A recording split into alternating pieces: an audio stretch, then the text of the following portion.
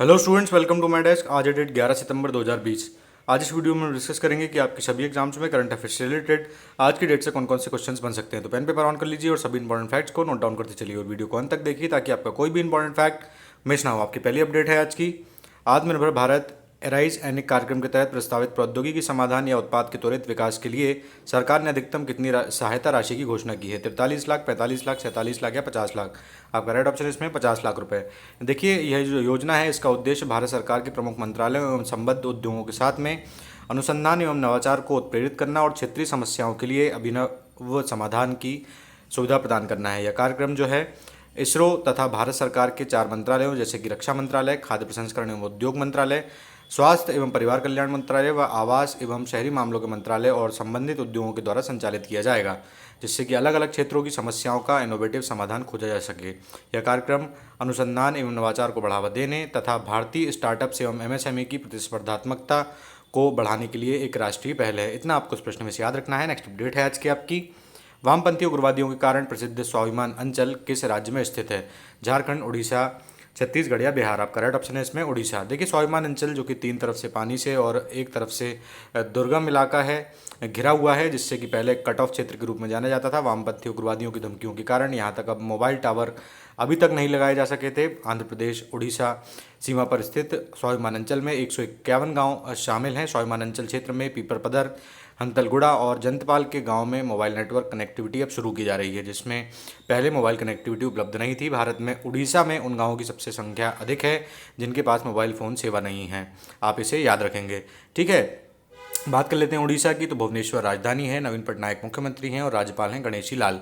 इतना आपको इस प्रश्न में से याद रखना है। नेक्स्ट अपडेट है आज की आपकी। डॉक्टर रेड्डीज लेबोरेटरीज ने कोविड-19 इलाज के लिए भारत में रेमडेसिविर दवा को किस नाम से लॉन्च किया है? फेविफ्लू, फेविपिराविर, सिप्रेमी या रेडोयक्स? आपका राइट ऑप्शन है इसमें रेडोयक्स। देखिए, दवा company doctor Reddy's laboratories limited ने भारत में कोविड-19 संक्रमितों के उपचार के लिए रेमडेसिविर दवा को बाजार में जारी करने का ऐलान किया है। यह दवा रेडोयक्स नाम से उपलब्ध होगी। दवा कंपनी की तरफ से जारी एक बयान में कहा गया है कि यह दवा गिलिड साइंसेज इंक के साथ लाइसेंस व्यवस्था के तहत जारी की गई है। गिलिड ने डॉक्टर रेड्डीज लैब को रेमडेसिविर के रजिस्ट्रेशन, मैन्युफैक्चरिंग और बिक्री का भारत में अधिकार दिया है।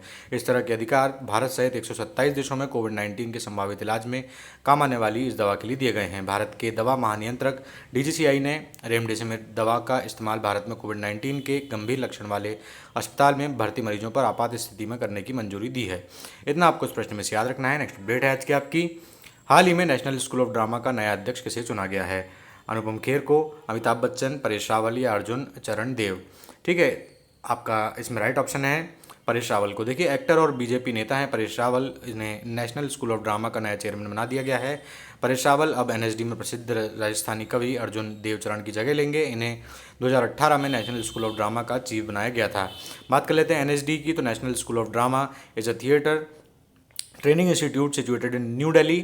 It is an autonomous organization under Ministry of Culture, Government of India. It was set up in 1959 by the Sangeet Natak Academy and became the independent school in 1975. In 2005, it was granted deemed university status, but 2011 it was revoked. मतलब ये वापस ले लिया गया था इनसे 2011 में। ठीक है, इतना आपको इस प्रश्न में से याद रखना है। नेक्स्ट अपडेट है आज की आपकी। हिमालय दिवस कब मनाया जाता है? 7 सितंबर, 8 सितंबर, 9 सितंबर या 10 सितंबर? आपका राइट ऑप्शन है इसमें 9 सितंबर को। देखिए, हिमालय दिवस हर साल 9 सितंबर को मनाया जाता है ताकि इस नाजुक पारिस्थितिकी तंत्र के महत्व के बारे में लोगों को जागरूक किया जा सके और इसके साथ साथ विभिन्न मुद्दों पर भी प्रकाश डाला जा सके। हिमालय दिवस पहली बार उत्तराखंड में 2010 में सुंदरलाल बहुगुणा, अनिल प्रकाश जोशी एवं राधा बेहन सहित प्रसिद्ध पर्यावरणविदों के एक समूह की पहल के रूप में मनाया गया था। इतना आपको इस प्रश्न में से याद रखना है। नेक्स्ट अपडेट है आज की आपकी। भारत ने हाल ही में किन 2 देशों के साथ में मिलकर पहली त्रिपक्षीय वार्ता आयोजित की है? फ्रांस ऑस्ट्रेलिया, जापान रूस, फ्रांस जर्मनी या ऑस्ट्रेलिया अमेरिका? आपका राइट ऑप्शन है इसमें फ्रांस और ऑस्ट्रेलिया के साथ में। देखिए, पहला भारत फ्रांस ऑस्ट्रेलिया त्रिपक्षीय वार्ता हाल ही में आयोजित किया गया था, जिसमें कि विदेश सचिव हर्षवर्धन श्रृंगला ने अपने फ्रांसीसी और ऑस्ट्रेलिया समकक्ष के साथ में बैठक की अध्यक्षता की थी। बातचीत मुख्य रूप से भारत प्रशांत क्षेत्र में सहयोग बढ़ाने पर केंद्रित थी, इसे आप याद रखेंगे। तीनों देशों ने इस हर साल बातचीत करने का फैसला किया है। तीनों देशों ने त्रिपक्षीय और क्षेत्रीय स्तर पर सहयोग के संभावित क्षेत्रों के बारे में चर्चा की है, जिसमें ASEAN, Indian Ocean Rim Association और हिंद महासागर आयोग जैसे संगठन शामिल हैं। फ्रांस, बात कर लेते हैं फ्रांस और ऑस्ट्रेलिया दोनों देशों की। तो फ्रांस एक पश्चिमी यूरोपीय देश है जिसकी राजधानी पेरिस है। राष्ट्रपति हैं इमैनुअल मैक्रोन और जो प्रधानमंत्री हैं जीन कैसेक्सटस हैं। फ्रांस की मुद्रा यूरो है और यह यूएनएससी के 5 स्थायी सदस्यों में से एक है। ठीक है, बात कर लेते हैं ऑस्ट्रेलिया। तो ओशियानिया में ऑस्ट्रेलिया सबसे बड़ा देश है। इसकी राजधानी कैनबरा है। ऑस्ट्रेलिया के प्रधानमंत्री स्कॉट मॉरिसन वर्तमान में है। मुद्रा ऑस्ट्रेलियाई डॉलर है। ऑस्ट्रेलिया चतुर्भुज वार्ता या क्वाड के सदस्यों में से एक है। इतना आपको इस क्वेश्चन में से याद रखना है। नेक्स्ट अपडेट है आज की आपकी। हाल ही में दुनिया का सबसे बड़ा रूफटॉप ग्रीन हाउस कहाँ खोला गया है? जापान, कनाडा, भारत या इंग्लैंड में? आपका राइट ऑप्शन है इसमें कनाडा में। देखिए, मॉन्ट्रियल कनाडा में दुनिया का सबसे बड़ा रूफटॉप ग्रीन हाउस खोला गया है। यह लूफा फार्म के द्वारा एक वेयर हाउस की छत पर स्थापित किया गया है।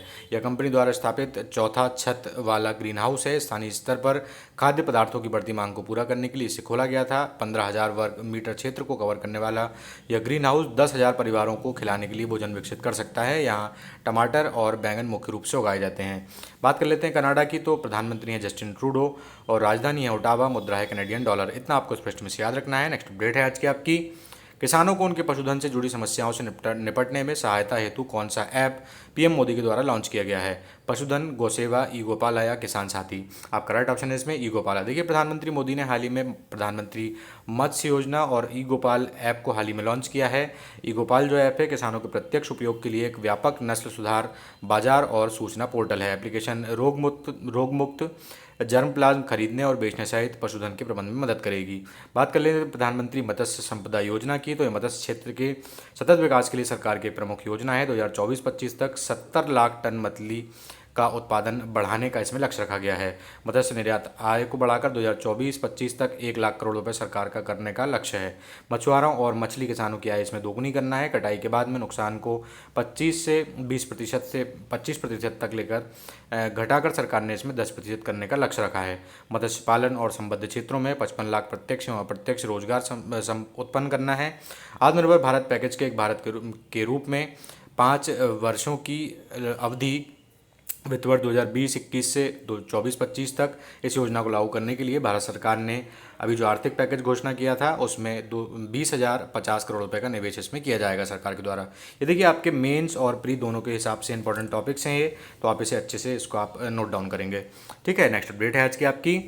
200 अरब बाजार पूंजीकरण का आंकड़ा पार करने वाली पहली भारतीय कंपनी कौन सी बन गई है? विप्रो, टाटा सन्स, महिंद्रा एंड महिंद्रा या रिलायंस? आपका राइट ऑप्शन है इसमें रिलायंस। देखिए, रिलायंस इंडस्ट्रीज का बाजार पूंजीकरण बृहस्पतिवार को यानी कि बुधवार को बढ़कर के 200 अरब डॉलर को पार कर गया है। यह कीर्तिमान हासिल करने वाली वह भारतीय पहली कंपनी बन गई है।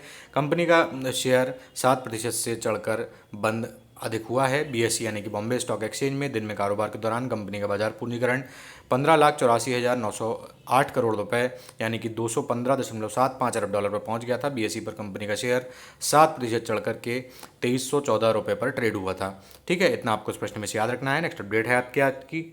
किस राज्य में हाल ही में वानर की प्रजाति के लगभग 1.3 करोड़ साल पुराने जीवाश्म मिले हैं? कर्नाटक, उड़ीसा, राजस्थान या मध्य प्रदेश? आपका राइट ऑप्शन है इसमें उत्तराखंड। देखिए, शोधकर्ताओं ने बताया है कि हाल ही में ढूंढे गए एक वानर की प्रजाति के 1.5 करोड़ साल पहले जीवाश्म उत्तराखंड में मिले हैं, जो कि आधुनिक समय के लंगूरों, माफ़ कीजिएगा इसमें अंगूरों लिखा है परंतु वो लंगूरों हैं, के प्रारंभिक ज्ञात पूर्वज हैं। शोधकर्ताओं ने कहा है कि इसमें अभी मिले जीवाश्म लंगूर गिब्बन के सबसे पुराने ज्ञात जीवाश्म के रिकॉर्ड को कम से कम 50 लाख साल पहले पीछे ढकेल दिया है। इतना आपको उस प्रश्न में से याद रखना है। चलते हैं उस प्रश्न की ओर जो कल आपको दिया गया था। चीन के रक्षा मंत्री वर्तमान में कौन है जिनसे हाल ही में राजनाथ सिंह ने रूस में मुलाकात की है? ली कचियांग, पेंग लियुआन, शी मिंगजे या वेई फेंग? आपका राइट ऑप्शन था इसमें वेई फेंग। देखिए, केंद्रीय रक्षा मंत्री राजनाथ सिंह ने 4 सितंबर 2020 को मॉस्को रूस में शंघाई सहयोग संगठन की बैठक के दौरान में चीनी रक्षा मंत्री जनरल वेई फेंग से मुलाकात की है। यह बैठक 2020 में शुरू हुए भारत चीन सीमा गतिरोध के बाद से उच्चतम स्तर की द्विपक्षीय वार्ता का प्रतीक है। इतना आपको इस प्रश्न में से याद रखना है। चलते हैं आज के प्रश्न पे जिसका आपको आंसर करना है। विश्व आत्महत्या रोकथाम दिवस कब मनाया जाता है? 8 सितंबर, 9 सितंबर, 10 सितंबर या 11 सितंबर? मैं आपसे फिर से एक बार कहूँगा दोस्तों कि जब भी आप अपना उत्तर कमेंट बॉक्स में लिखा करें तो आप उसे जितना यार डिटेल में हो सके उतना डिटेल में लिखने का प्रयास किया कीजिए, क्योंकि जब भी आप कोई चीज़ डिटेल में एक बार लिख देते हैं तो दोबारा आप फिर उसे भूलते नहीं हैं। आज के वीडियो में दोस्तों बस इतना ही। अगर आपको वीडियो पसंद आया तो आप उसे लाइक कर सकते हैं, अपने दोस्तों तक शेयर कर सकते हैं और चैनल को सब्सक्राइब करना बिल्कुल ना भूलिए। धन्यवाद।